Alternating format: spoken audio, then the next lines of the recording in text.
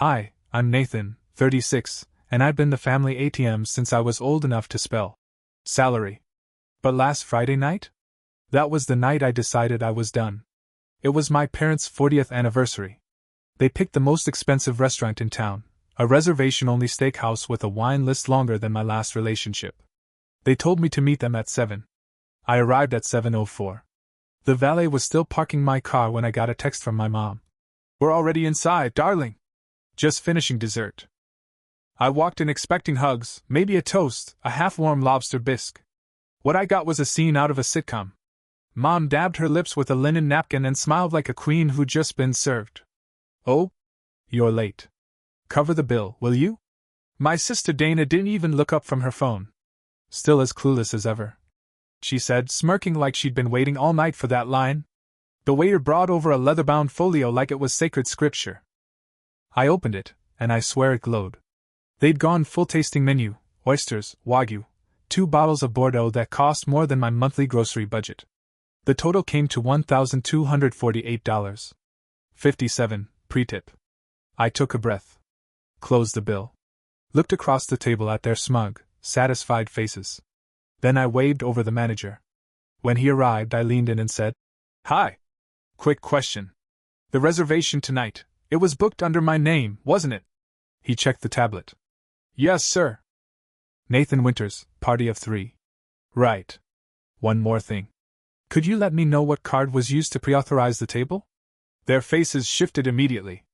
The manager hesitated. "It was your Visa, ending in 9702. I nodded. "Perfect. Now cancel that authorization. And split the bill evenly between them." My mom blinked. "Nathan?" I smiled. "Oh, I'm sorry. Did you think I came here to treat you? I was invited to celebrate." "You already celebrated. I'm just here to watch this part." Dana stood up, furious. "You can't do that." The manager looked at her, then me, then the card reader. "Actually, he can." That's when things got weird. My father, who hadn't spoken once all evening, suddenly stood up and whispered something that made my mom freeze like she'd seen a ghost. And I realized this dinner was never just about me paying the bill. So there we were. My mom clutching her pearls like someone had just screamed, "Fire!" Dana fuming like her $600 wine buzz had just evaporated, and Dad, usually the human equivalent of a beige cardigan, standing there, looking haunted. The manager discreetly backed away, probably sensing the emotional napalm about to go off. "What did you just say?" Mom asked Dad, her voice suddenly low and sharp. Dad didn't look at her. He looked at me. "I told her, the bank account's empty." The sentence landed like a slap. Even Dana's jaw twitched. Mom laughed, one of those brittle, panicked laughs she does when someone mentions budgeting. "Don't be ridiculous. You moved the money, right? From the trust?" Dad shook his head slowly. "There is no trust anymore." Silence. My gut dropped. "Wait. What do you mean there's no trust?" He sat down like the weight of his own admission was too much. "The investments, the condo in Naples, the second mortgage on the house, it's all gone. We've been living on borrowed money and credit cards for 2 years. Dana exploded. "What?" My mom turned to him with a fury I hadn't seen since she caught me sneaking vodka in 10th grade. "You said we had time? That the market would bounce back." He was quiet. It didn't. Suddenly, the dots connected in my head like a murder board.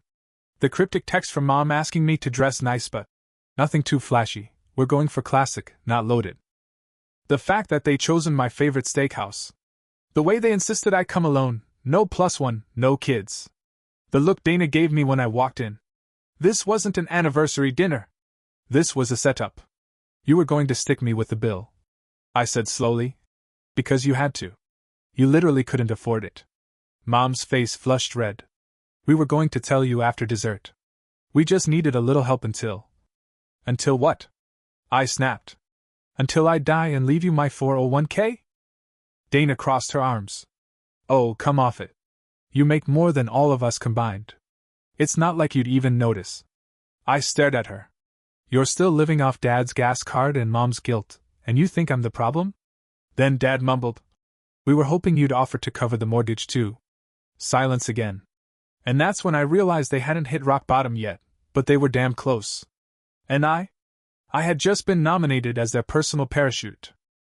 But they were about to find out I wasn't jumping out of that plane with them. Okay, I said, slowly pulling out the chair across from them like this was a business meeting. So let me get this straight. You invite me to dinner, eat without me, stick me with a $1,200 bill, and then, surprise, drop your financial apocalypse in my lap like it's a casserole dish I should carry back to the car? Dad rubbed his temples. Nathan, we didn't mean to ambush you. Really? Because if this is what not ambushing me looks like, I'd hate to see what happens when you try. Mom reached for my hand. I pulled it back. Sweetheart, please. We were embarrassed. We didn't know how to say it. Try, we messed up, and we need help. Instead you ran up a wagyu tab like I'm your financial dominatrix. Dana finally lost her composure. Oh my God, Nate, stop being dramatic. You're not poor. That was her argument. I'm not poor. And she said it with the righteous tone of someone who once tried to Venmo request me $19 for her Uber to our mutual friend's party. I turned to her. You're right. I'm not poor. Because I worked like hell. I skipped vacations, lived in a studio apartment for 6 years, and ate frozen meals until I paid off my student loans. You called Mom crying because your dog walker charged you a cancellation fee. Dana scoffed. You think you're better than us now? No, I said, calm now. I know I am. And that's when Dad slammed his fist on the table. Silverware rattled. People turned. I didn't raise you to talk to your family like that. I stood. No, you didn't. You raised me to clean up after them. There it was. The truth. Laid bare like an open wound. And I realized in that moment, this wasn't about money. It never had been. This was about roles. About how, somewhere along the way, I'd been cast as the responsible one, the saver, the fixer. The adult. And them? They'd stayed the same. Entitled. Fragile. Always expecting someone else to solve their problems. But I wasn't playing that role anymore. I turned to the manager, still hovering nearby. Actually, forget splitting the bill. I'll cover my water. That's it. He blinked. Okay.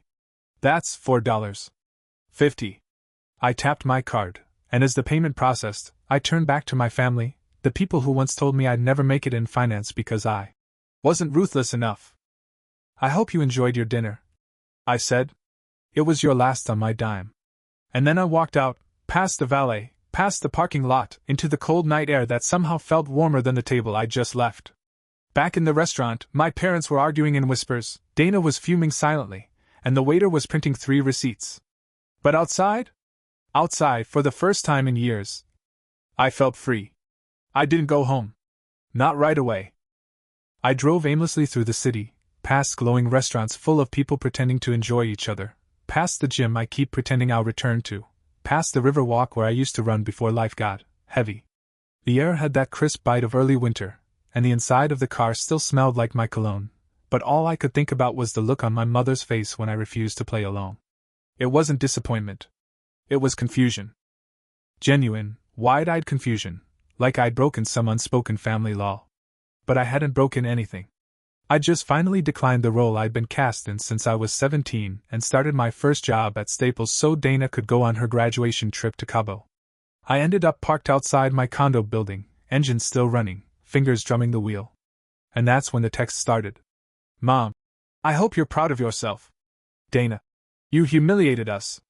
You're such an A***** hole. Mom, you know your father has high blood pressure. Dad, we didn't deserve that. After all we've done. Dana, fine. Don't help. But don't come crawling back when we cut you out. That one made me laugh out loud. Crawl back? To what? The world's saddest pyramid scheme? I turned off the engine and sat in silence.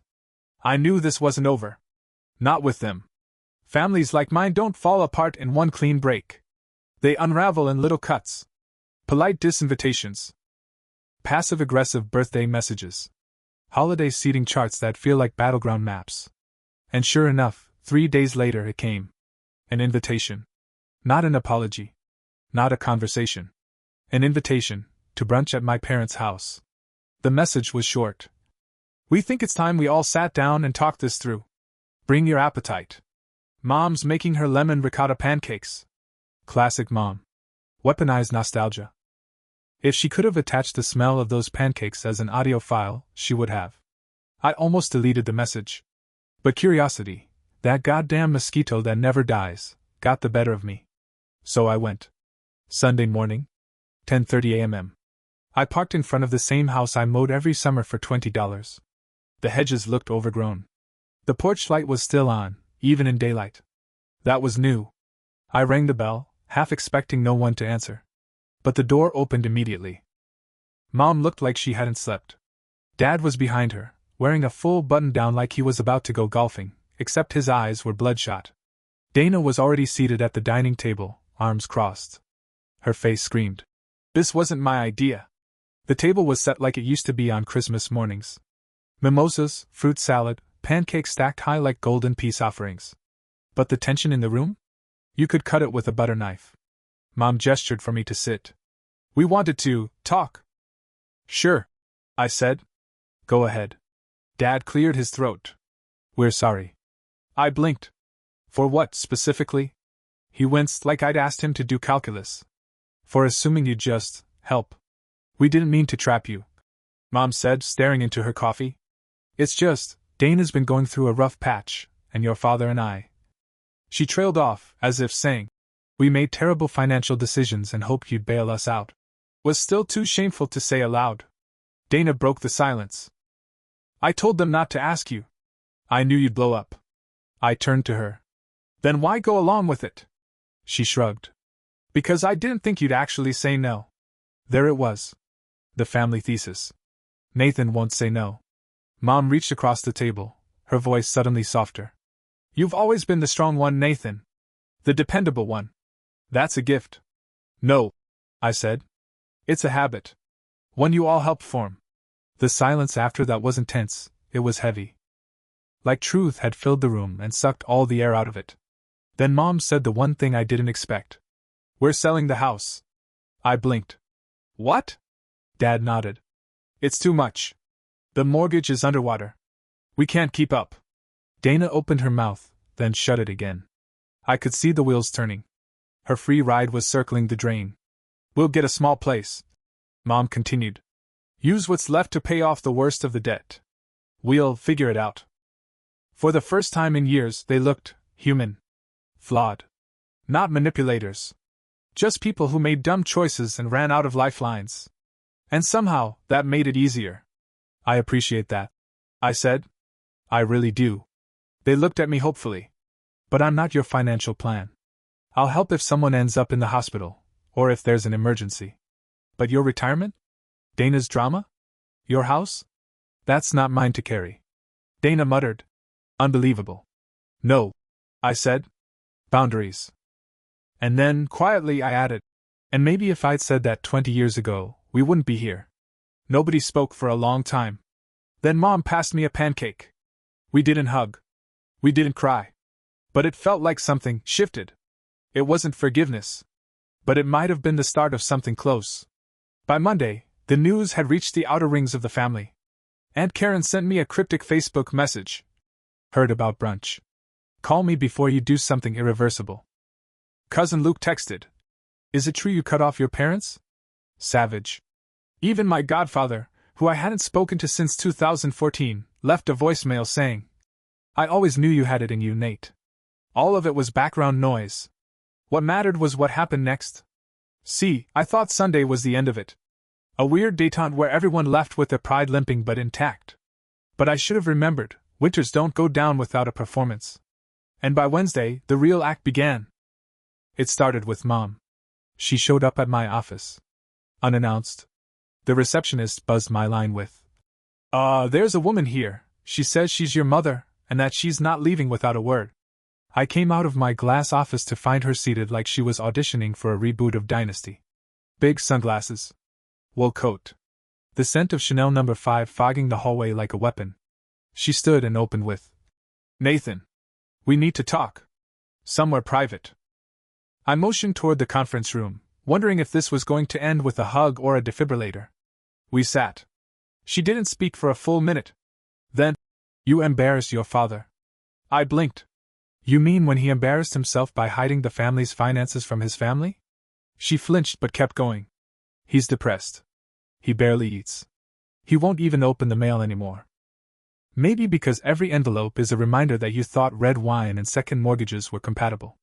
She pulled off her sunglasses and stared at me with eyes I hadn't seen since childhood, when I scraped my knee and she told me to be brave. I'm not asking you for money, she said. I'm asking you for grace. That caught me off guard. Grace? You don't get to pull that word like a fire alarm, Mom. I gave you grace for 20 years while you called me selfish every time I said no to Dana's ventures. She looked down, ashamed, or maybe calculating. It was always hard to tell. We're selling the house, she repeated. It's real. Your father signed the listing papers yesterday. I waited. And Dana's moving out, she added. She's renting a studio in Midtown. Now that I didn't see coming. Dana had called that house her base of operations. For years, like she was launching product lines from the living room and suing interns from the guest bathroom. Good, I said cautiously. That's good. Mom nodded. She's furious. She blames me. But it's time she grew up. I studied her face, searching for the usual cracks. But something was different. She looked tired, yes. But also stripped bare. No performance. No act. Just a woman facing a life she no longer controlled. I just want us to be okay, she said finally. Not perfect. Not like before. Just okay. I didn't speak right away. Because the truth is, I didn't know what okay looked like anymore. Then I said, it starts with honesty. No manipulation. No guilt trips. Just truth. She nodded. Truth. And if you ever come to my office again without an appointment, I added, I'm billing you for emotional damages. That made her laugh. Really laugh. And for the first time in years, it didn't sound forced. That night Dana called me. First time in months she didn't start with, ugh, or, can you? Her voice was brittle. So. You win. Dana, this wasn't a competition. Sure felt like one. I wasn't trying to win. I was trying to stop bleeding. Silence. Then. The studio's tiny. Like mouse in the sink tiny. I smirked. Good. Maybe the mouse can help you budget. Another pause. Then. I'm scared, Nate. There it was. The thing she never said. Not even when her second business folded. Not even when she had to fake a phone call to avoid paying for brunch. And somehow, that one sentence broke me more than all her screaming ever did. You're allowed to be, I said. Mom's pretending she's okay, but she's not. And Dad. I don't even recognize him. I know. Another long silence. I don't want us to hate each other, she whispered. We don't have to, I said. But we can't go back. I know. And in that pause, I think we both realized something neither of us had admitted out loud. The old version of our family was gone. And maybe that wasn't the worst thing. Friday night, exactly 1 week after the Steakhouse showdown, I sat alone in my condo watching TV with the volume off and a half-eaten takeout container of Thai food growing cold beside me. I wasn't hungry. I was waiting. Not for a call. Not for a text. I was waiting for the other shoe to drop. Because in my family, there's always one more shoe. I got up and started cleaning, what I do when I can't control something. It's a habit I picked up as a teenager when Mom used to scream at Dad for forgetting to check the mail, and I'd go reorganize the kitchen drawers just to feel like I was fixing something. It was 10:17 p.m. when the knock came. I opened the door to find my father standing there. Alone. No warning. No jacket. Just him in a windbreaker, holding a plastic grocery bag like he'd just wandered out of a Walgreens. I stared. Dad? He nodded. Can I come in? I stepped aside wordlessly. He didn't say anything as he walked in, didn't look around. Just made a beeline for the kitchen counter and set the bag down. Inside, a 6-pack of ginger beer and 2 old-fashioned glass tumblers. I raised an eyebrow. He said, I know you don't drink much anymore, so I figured we'd have something we both can handle. I stood across from him, unsure whether to laugh or brace for a lecture. Instead, he opened 2 bottles, poured them, and slid one across the counter. I wanted to say thank you, he said. I blinked. For what? Publicly shaming you at dinner? He cracked a small smile. For finally doing what I never had the guts to. That one hit me sideways. He sipped his drink like it hurt going down. When I was your age, your grandfather was still making me feel like I owed him for everything. Every month, I'd lend him money I knew I'd never get back. Every visit, he'd find a way to remind me I wasn't enough. And I never stood up to him. Not once. He looked up. You did. I didn't know what to say. Your mom, he continued. She's angry because she doesn't like change. And Dana? She's scared. Hell, I'm scared. But you did what none of us could do. You broke the cycle. I sat down across from him. That wasn't some grand act of bravery, Dad. It was survival. I was drowning. He nodded. Still counts. We sat in silence, the kind that used to make me anxious but now just felt necessary. Like we were both trying to breathe in a room that had only just started letting oxygen in. Then he said, I lied about something. At dinner. I stiffened. Okay. He reached into his jacket and pulled out an envelope. Thick. Yellowed at the edges. My name written on it in his sharp, all-caps handwriting. I started putting this away when you were in college. $20 here, 50 there. Birthday cash I never gave you. Rebates. Tax returns? Stashed it in a safe deposit box when I couldn't trust myself to keep it untouched. I opened the envelope. Inside, a stack of bills. Old 20s, faded 50s, even some crisp hundreds. I flipped through them. Easily over $5,000. It's yours, he said. Not as a test. Not as a trick. Just something I always meant to give you when the time was right. Why now? He shrugged. Because for the first time in my life, I realized you know how to handle it better than I ever did. My throat tightened. I don't need this, Dad. I know, he said. That's why I trust you with it. We sat there, the ginger beer going flat between us. And for the first time in as long as I could remember, I didn't feel like the responsible one. I felt like a son. He stayed an hour. We didn't solve anything huge. We didn't cry. But when he left, he turned and said, I don't want to be a burden. I want to be better. And I believed him. Later that night, as I slid the envelope into my desk drawer, I realized something else. Maybe this wasn't about clean breaks or epic confrontations. Maybe it was about this. Tiny, honest moments. One glass. One apology. One night at a time. And maybe that was enough. It's been 3 months since the dinner. The infamous Steakhouse incident, as Dana now calls it in her group chats, has become family folklore. I know this because Aunt Karen passive-aggressively mentioned it at Cousin Marcy's baby shower, and 3 separate relatives tried to, subtly, ask if I was really writing a memoir. I'm not. Yet. The house is officially sold. My parents moved into a 2-bedroom apartment near the park. No guest rooms, no mortgage, no marble countertops to polish for imaginary dinner parties. Just space enough for 2 people who finally stopped pretending they were someone else. Mom called me last week to tell me she'd started volunteering at a local food bank. You know, she said, it feels good to be the one giving, not just taking. She didn't mean it as a dig. And for the first time, I didn't hear it as one. Dad started seeing a therapist. I didn't know until he casually referenced my guy Ron, while we were watching a baseball game. It's done me more than anything else this year. I never thought I'd see him willingly talk to someone who isn't paid to say, sir, at a drive-thru. And Dana? Dana's doing okay. She's still dramatic. Still allergic to accountability. But she's in that weird transition phase where every rant starts with, I'm in therapy, but... Which, if you've ever had a sibling like Dana, is genuine progress. She even paid me back. Yeah. For real. 2 weeks ago, a Venmo notification popped up, $50 from Dana. For the Uber from 2019, LOL, shut up. And maybe it was petty. Maybe it was performative. But I smiled like an idiot anyway. Because sometimes reconciliation doesn't come with fireworks. It comes with a sarcastic payment and a lowercase message that says, I see you. As for me, I'm still learning what boundaries look like when they're not sharp-edged and angry. I don't answer every call. I don't solve every problem.